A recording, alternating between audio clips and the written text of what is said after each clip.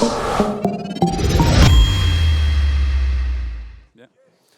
Good morning, welcome to the IBC and the Maxon booth. My name's Emlyn Davies. I'm the founder and creative director of Bomper Studio. I set up the studio 3 years ago. I'd freelanced 10 years previously using Cinema 4D for the last sort of 14 years now. I set up on my own, just on a shared space, on a desk, and now the team has grown rapidly over the last few years. So we've got myself, Lewis, Josh, Julia, Tara, and Colin. And we also have, those are the full-time staff, and we also have a nice pool of resource of freelancers as well. We're based in a town called Caerphilly in South Wales. It's well known for its large castle and its cheeses. And I'm here today to talk to you.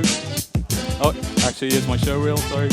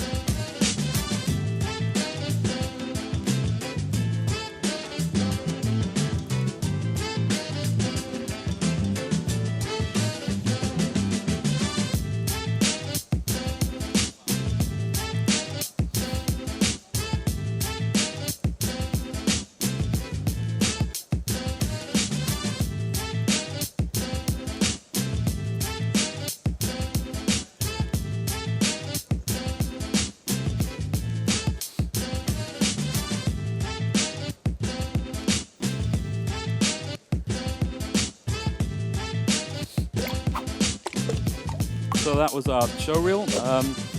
Most of our work is probably product and FMCG, so packaging, and I'd say 40% then is animation. And the project I'm going to be talking about today is to do with the Welsh Lottery. So this is a society lottery. So I think it's 20% of the funds that are raised through ticket sales go to charities and organisations in Wales. We were approached by Slam Media and initially to design a map during the show that would highlight all the various prizes and all the different things that they needed to generate on the map. Golly Slater, they worked in on the campaign, so the TV adverts, the website design. KPX, or Kinetic Pixel, they work on the live real-time graphics. So they were working. They had all the hardware. They did all the kind of end of the program. And then Hanfod Cymru is the actual charity that actually gives out then these grants to different communities. So the brief. As you can see, this is the full TVC. So it's not actually a TV program. It's during the TV adverts. So it's a 2.5 minute long show. And yeah, we were asked. You can see the brief on the side. So the initial ones that we were asked to do were the ones in red. So the title and the end stings were pretty self-explanatory. They needed something sexy to start and end the show. The second one then, we had to work with KPX because it needed to be a live real-time graphic that had to be updated every week. So this show is on every Friday on the Welsh Broadcast channel. And so everything that you see with KPX, that has to be a real-time display. So because of the short time that they have, but by the time they get the ticket sales, generate the numbers, I think there's about 10 minutes before they actually broadcast. So that everything that you see on the map there needs to be real time. So the map was 40 seconds long. The draw and the recap, so these sections, they wanted to be able to show how we were going to draw the balls out during the program, how this, again, had to look like it was almost real time because you needed that kind of credibility. You didn't want to, obviously, make it look like it was a fake show that it was just generating numbers all the time. And then the ones in grayed out, we didn't really need to worry about because those were VT that was just going to be sandwiched in between the program that Golly Slater were going to actually produce. And the deadline was only a month, which for the turnaround for us is really tight. And also we had to deliver in both Welsh and English, so it was a bilingual program. So you can see down the bottom was literally all we had at the very start, which was the brand guidelines. Excuse me, the brand guidelines, and then they'd already started on some of the design for the actual website. So we initially, hello.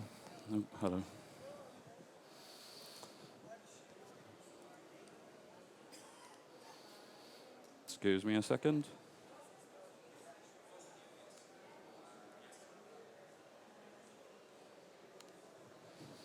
Yeah, so we initially put a mood board together on some options that we could do. This was some previous work that we had, that we worked with Welsh Government. Again, that showcased a map in different areas. So we thought maybe we had some assets in there that we could reuse for this project. But that project took us about 3 months to complete.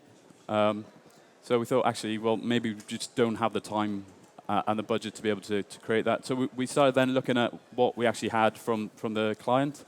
We really liked their logo, because obviously there's lots of spheres making up the map of Wales. So we looked at, obviously, we typed in balls into the internet, which was always risky, but this is some of the stuff that came up. Some really nice work from Rich Nosworthy. Had really shallow depth of field, lots of texture. Really loved that stuff. We found a couple of images there that kind of represented that same style. And then we also looked at maybe some kind of live action. So maybe we could film some live action and obviously then CG in the balls and maybe the numbers and draws and somehow maybe bring up the numbers in the balls. So we took it to client, and the client really liked these two options where the balls actually made a shape and object. So they really loved that kind of, obviously, the quick movement of the Rich Nosworthy stuff as well.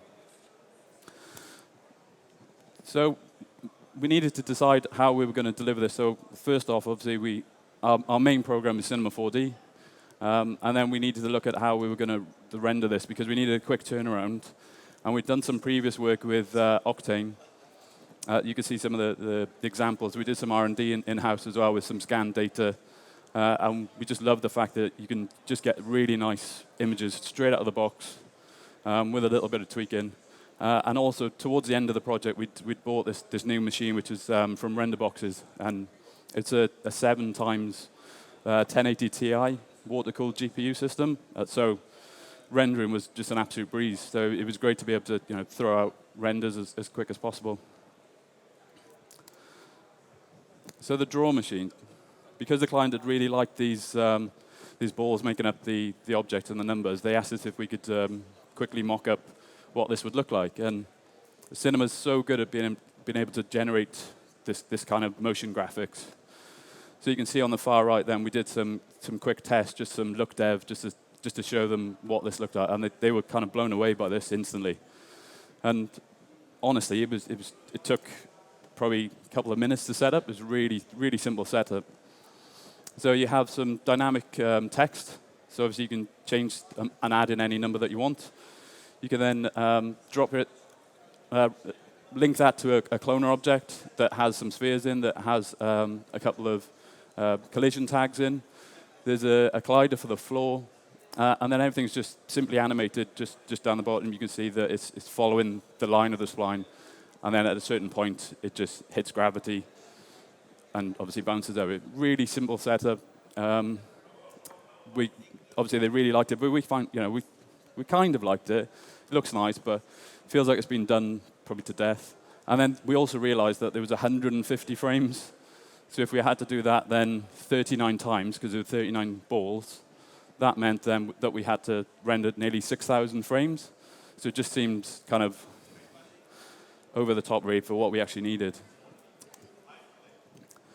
So while we were working on that, we were also then storyboarding and sketching up some ideas for how the actual program was going to look, and how the map, because the map was a key area, we kind of started on that as well. So we were looking at all kinds of things on how we could, how we keep continuity through the program, and also how we could show maybe some of the community element. So we thought, well, if we could maybe use the start to maybe come into the map, and then actually use that. So you can see that we're looking at kind of the Rube Goldberg kind of machine. So you have lots of tubes, balls flying everywhere, and lots of visual interest that we wanted to try and convey in this. So while we were working on that, again, we were working on so many things at the same time because we had such a short deadline. So we were working on also how to create the map, because we thought, well, this would be the easiest bit. We'd just get a profile online, be able to extrude it out. It'll take no time at all. But one of the big things that came out was like, this is actual genuine place, a town in Wales. And it's, I can't even say, I can speak Welsh myself, and I always struggle to actually say it. So this is one of those things that just crops out from nowhere.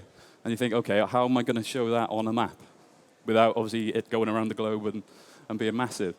And one of the other issues was that nobody actually knew where the boundaries were for each county. So the postcode straddled each county. So Welsh Lottery had all this data that they could get their hands on who's won, who's bought tickets where. And they had this amazing detail, but we couldn't actually work out how to show that because we couldn't bring out regions because everything straddled each other. So yeah, we pushed back onto them, and obviously we were kind of constrained by what the guys at KPX could do as well, because this was all going to be real time. We were just going to obviously do the style frames for this, but ultimately it was going to be if they could generate it in real time. So these are some initial concepts that we came up with. There's an amazing place in the bay, in Cardiff Bay. It's called TechniQuest, and it's like a science museum. It's kind of aimed at primary school, but it almost shares the same kind of primary colours. So it was a bit of a, and we like the playfulness of obviously the Rube Goldberg machines. So we want to try and keep it very simple, try and make it quite vivid in colours, and we were hoping that we have loads of things going on the map, so you'd have loads of interest and loads of things moving, so your eye would be able to go everywhere. This was obviously just initial breakdown for some colours. The client obviously came back and said, we like it, but it's a little bit too childish. Can we maybe change some colours around? So obviously it was really quick and simple to just throw some colours around, change it around a bit. But again, they were like, okay, it still feels too kind of primary school, and this is supposed to be, an adult TV program that because only I think you have to be 16 or over to play. So we went then the complete opposite way, and obviously went for this kind of neon, really dark, really rich colours. And we're also then looking at how we can maybe showcase some of these areas that we were going to pull up. And also the client really liked this kind of subtle bump map that we placed on there, that you can just see the kind of outlines of the different counties. So I really like this one, and also the next one I thought was really nice. We went for more of a matte finish. Sort of what our client says to us, most of our packaging clients say we premiumized it, so we made it look as kind of really grown up and quite sexy. Lots of chromes in there and kind of transparent object. Again, still looking at how we could maybe pull these sections out. And then all of a sudden, yeah, this Morris Minor came in, because this is one of the assets that they use. There's these two guys called Win and Win who actually go out and give out the winning ticket, winning jackpot. They also go out and give the money to the different charities.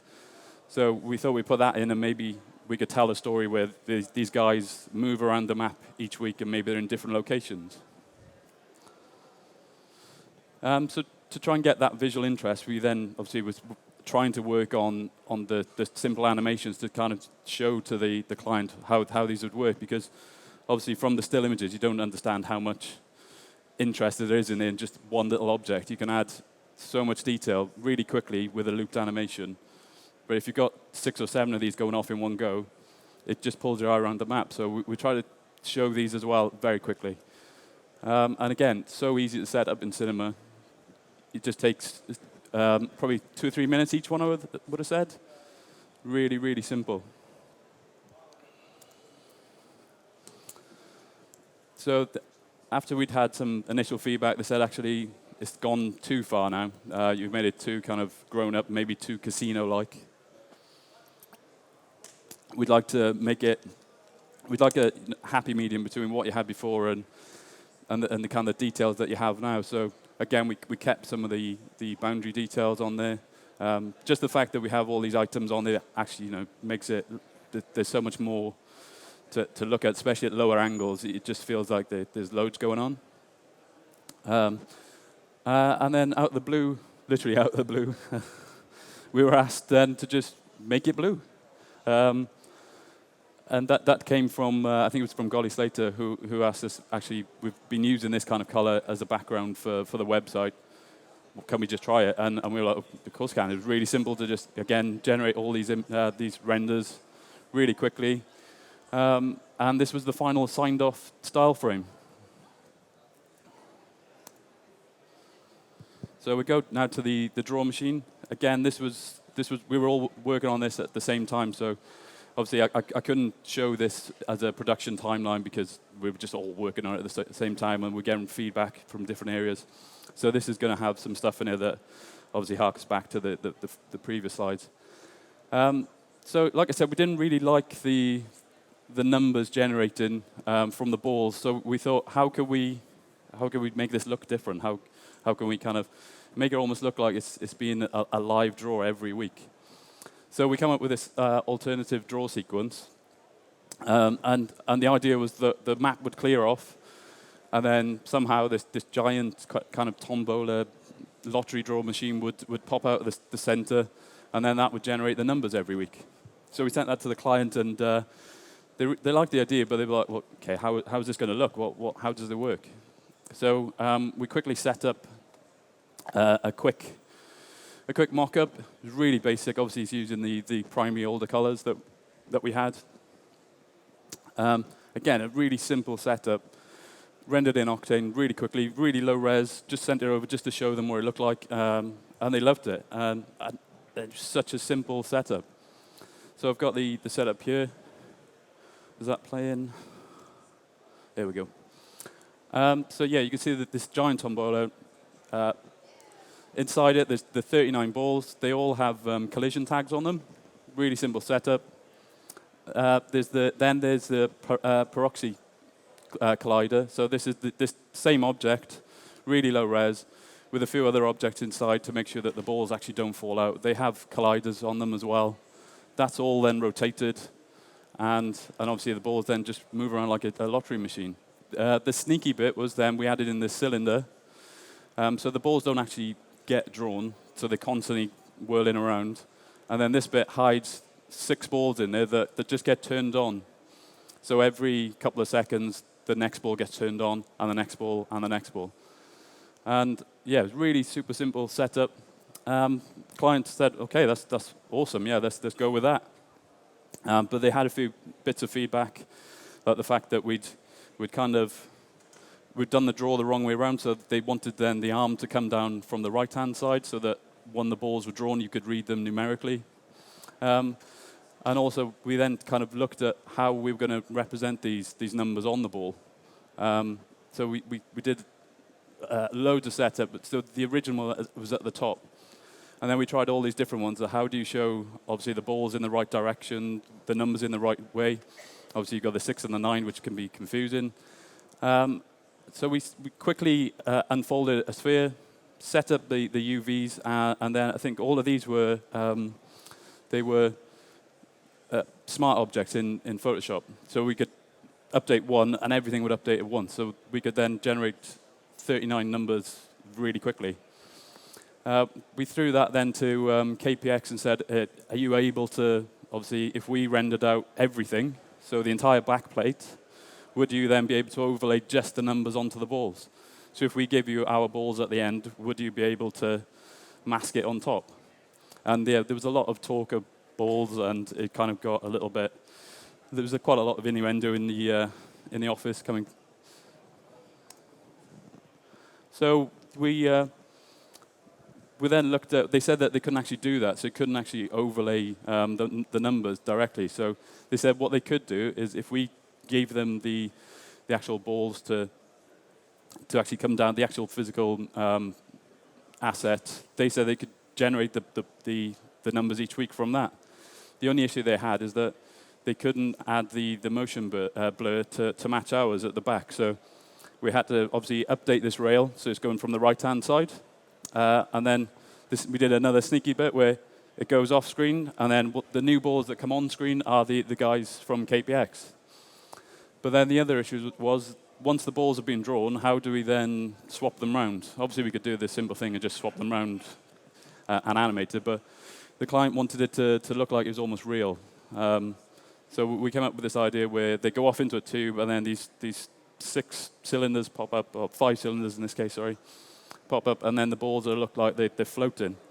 So this kind of harks back to the place in TechniQuest, because there's this amazing little ball machine that's on an angle, and because it's got this flow of air going around it, it just floats in the middle. So that's where we kind of got that idea from.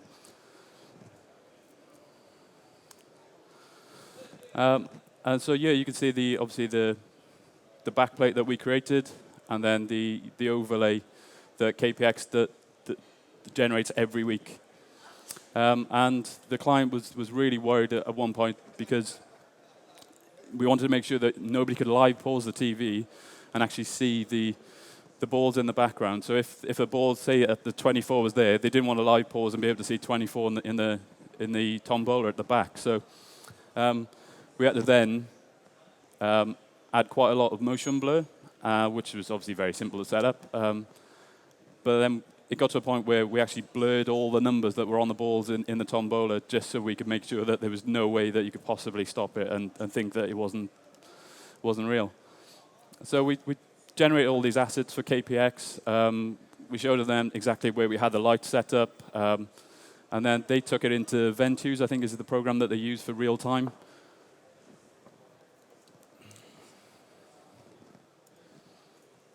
So this is the icon design. Again, this is something that we were working on in tandem. So initially, we were given no designs for the icons for the map. So we had all these extra kind of icons for the charities, for the weekly draws, the monthly draws. There were other things like the raffle that we needed to add on. There was nothing for the actual winner. So they asked us to just come up with a quick couple of icons. So we thought about maybe using this car again as the icon for the charity, because those are the guys that were delivering the money, and they were also going around the communities. Obviously, the raffle as a ticket was really simple. We thought we'd just have a golden ball, because it was just obviously made sense. And you can see then we were looking at how we actually fly into these areas and maybe create hotspots to show different areas who have won, who's the luckiest town is, who's the unluckiest maybe. And then also how do we show there's a jackpot winner in the live real-time program. And then all of a sudden, halfway through, these lottery icons just turned up, and they said, actually, we want you guys to use them now, if that's possible. And we're like, yeah, we can easily change out an asset. It takes no time. So then we replaced them all. And then there was another thing that came out. It's like, well, actually, even though it's the Welsh lottery, you can actually play this wherever in the UK. So how are we going to show this on a map if somebody wins in, say, Glasgow, or if somebody wins in England or Northern Ireland? So then we were asked to generate these style frames and show how maybe a winner in Glasgow would be shown. So we'd have maybe the ball bouncing around, and then you'd show the winner, or we'd have the ball just floating in midair. I don't think it's been used yet to date. Certainly the lottery's only been going about 3 months now, I think, maybe 4 months.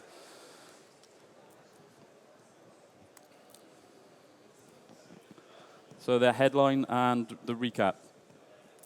So initially, we were asked to design lots of wipes to be able to cut to transition from either the sting at the start or the real-time footage, then maybe into the VT sections that Golly were producing. So we were trying to think of initially, the client, again, wanted lots of balls to flood in and fill the screen and jump to the other side. And we thought, that, again, feels like something that's been done to death. So we thought we'd maybe come up with something else. So maybe add in these bits of visual interest that we had in the map, zooming into them, and maybe also looking what's going on inside the map. So maybe there's this machine is building up for the final draw, so we could show these different elements inside. And then towards the very end, the client just said, is there any chance we could get some maybe zooms in? And we said, yeah, those are really simple to do. We have all the assets. It's just a simple camera animation. And we generated a quick couple of zooms, and they were all various speeds and settings, so the client could then jump, and they had enough time then to use them. So if they had a couple of seconds, they could use these to jump to the next frames.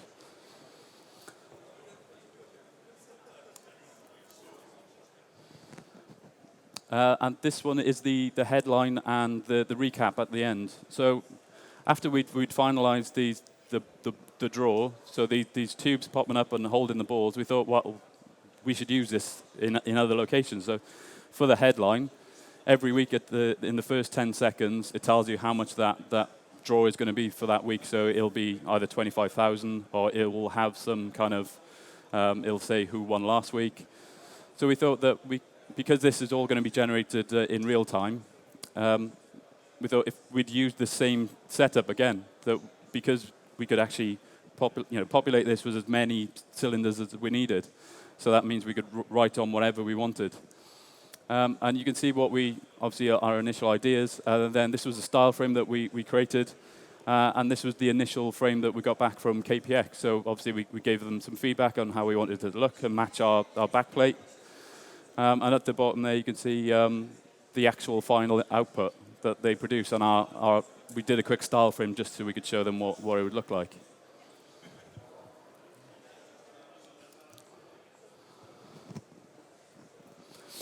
And yeah, to date, the charity has helped 13 charities because it's a community-based charity. It's gone out and has given grants to other charities.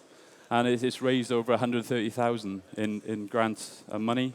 And these are some of the final shots that we had signed off. And like I said, it wasn't a huge project for us. We didn't actually. I think we did it as a not-for-profit. So I think that in the first draw, I actually won £10, which because we don't have any dealings with the generated in the numbers, so we're actually allowed to play the game. So I won £10 on the first draw, which was pretty amazing. And this is the end show. Croeso I Lottery Cymru, eich cyfle chi I ennill 25,000, your chance to win 25,000. Ydy, mae'n win-win game. There's win and win. Lottery Cymru yw'r loteri newydd sbon I Gymru. Chwaraewch ar-lein am gyfle I ennill 5,000 ar hugain o bunnoedd, a byddwch yn cefnogi Hanfod Cymru. Elusen newydd sy'n ariannu prosiectau cymunedol ledled Cymru. Bob wythnos bydd enillwyr ym mhobman. We'll have winners everywhere. So you can see some of the machinery inside. This is the real-time live action. 10 of you are guaranteed this is generated by Kinetic Pixel. Lotto Plus. Again, these are generated every week, a few hours before the show goes out. A bydd pawb sy'n matcho 5 yn ennill 25,000. Everyone who matches 5 will win 25,000. Yn syml, mae pawb yn ennill. It's a win-win for Wales. Mae'n amser ennill am y tro cyntaf. So this was the final draw. They wanted some more lights on there, the different kind of lighting setup to add a bit more dazzle. 24, 24. 2, 2. 11, 11. 38, 38. Ac yn ei trefn, in numerical order, 2, 2. 11, 11. So all of this is the real-time graphics. 25, 25, 38, 38.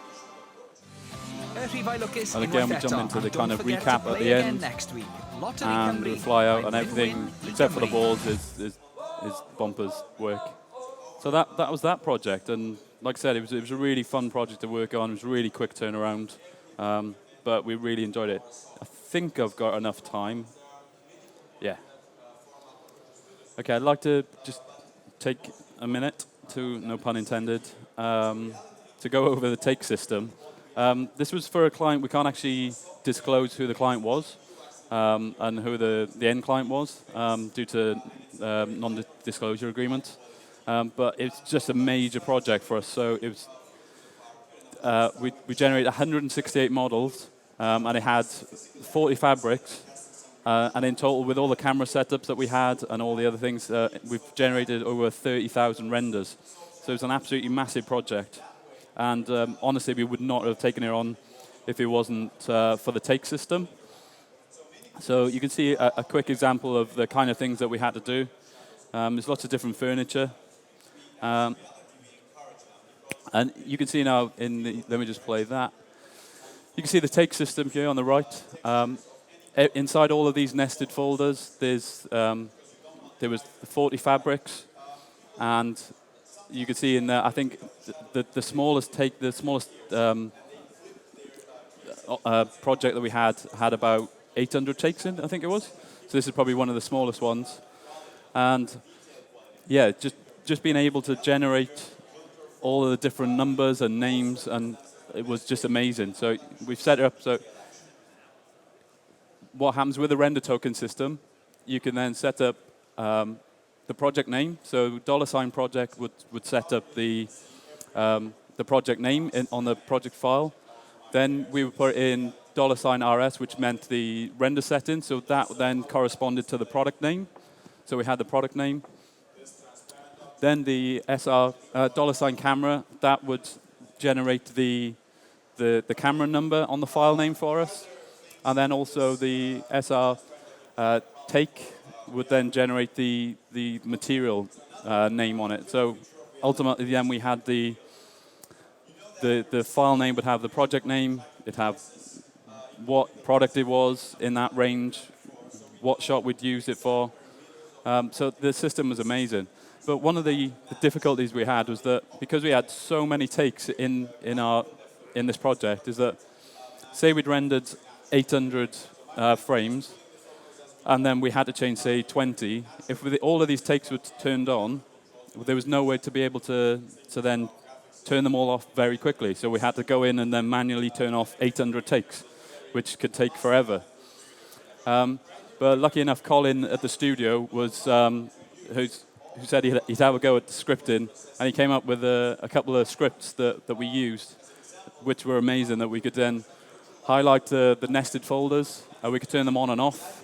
We could select whatever ones we wanted and then instantly click them on or turn them off.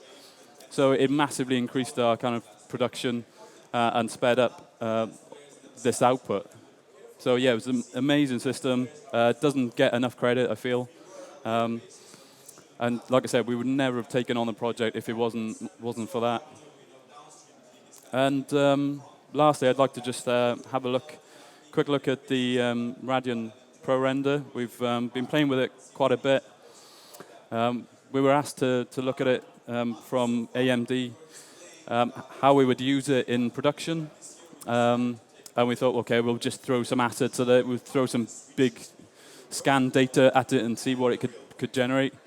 And yeah, we were really impressed at how much geometry it could actually take on.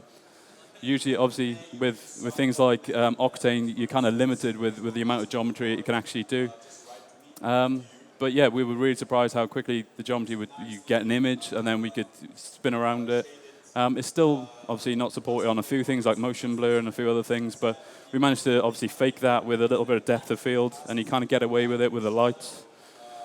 And yeah, I was really impressed by just the speed, and it's it compared quite well to Octane.